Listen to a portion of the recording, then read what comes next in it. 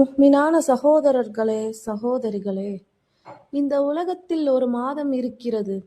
அந்த மாதம் வந்தாலே ஒரு முஸ்லிமின் வாழ்க்கை மாறிவிடும். பாவங்கள் மன்னிக்கப்படும், துவாக்கள் ஏற்கப்படும், நற்காரியங்களுக்கு பல மடங்கு நன்மை கிடைக்கும். அந்த அருள்மிகு மாதம்தான் ரமலான் மாதம். ரமலான் மாதம் சாதாரண மாதம் அல்ல.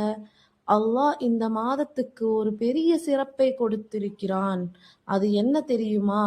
குர்ஆன் இறக்கப்பட்ட மாதம் இது. அல்லாஹ் திருக்குர்ஆனில் கூறுகிறான், ஷஹ்ரு ரமலான் அல்லதி உன்சில ஃபீஹில் குர்ஆனு ஹுதல் லின்னாஸ். அதாவது மனிதர்களுக்கு வழிகாட்டியாக குர்ஆன் இறக்கப்பட்ட மாதம் ரமலான். சூரா அல் பக்ரா அத்தியாயம் 2 வசனம் 185. இந்த ஒரு காரணம் மட்டும் போதும் இந்த மாதம் எவ்வளவு உயர்ந்தது என்று புரிந்து கொள்ள. நாம் சிந்தித்துப் பார்ப்போமா? நம்ம வாழ்க்கைக்கு வழிகாட்டும், நம்மை நரகத்திலிருந்து காப்பாற்றும், நம்மை சொர்க்கத்திற்கு அழைக்கும் அந்த குர்ஆன் இந்த மாதத்தில் தான் இறங்கியது. அதனால்தான் நபிகள் நாயகம் ஸல்லல்லாஹு அலைஹி வஸல்லம் ரமலான் மாதத்தில் குர்ஆனை அதிகமாக ஓதுவார்கள். நோன்பின் நோக்கம் அல்லாஹ் மேலும் கூறுகிறான், யா அய்யுஹல்லதீன ஆமனூ குதிப அலைக்குமுஸ் ஸியாம் லஅல்லக்கும் தத்தகூன். சூரா அல் பக்ரா அத்தியாயம் 2 வசனம் 183.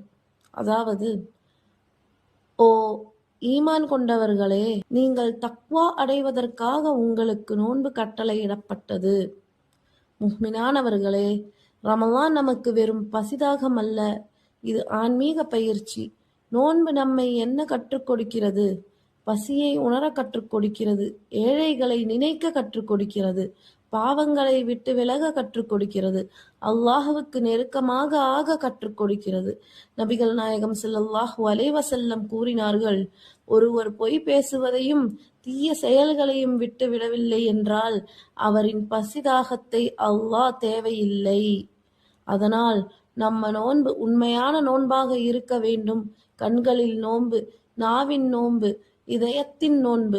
முஹ்மினானவர்களே, நாம் அறியாமல் பல ரமலான்களை இழந்து விட்டோம். ஆனால் இந்த ரமலான் நம் வாழ்க்கையை மாற்றும் ரமலான் ஆகலாம். அதனால் இன்று முடிவு செய்வோம், குர்ஆன் ஓதுவோம், தொழுகையை பாதுகாப்போம், துவா அதிகமாக செய்வோம், நல்ல செயல்களில் போட்டி போடுவோம். யாருக்கு தெரியும், இந்த ரமலான் தான் நம்ம வாழ்க்கையின் சிறந்த ரமலானாக இருக்கலாம். அல்லாஹ் நமக்கு அந்த அருளை தருவானாக. ஆமீன்.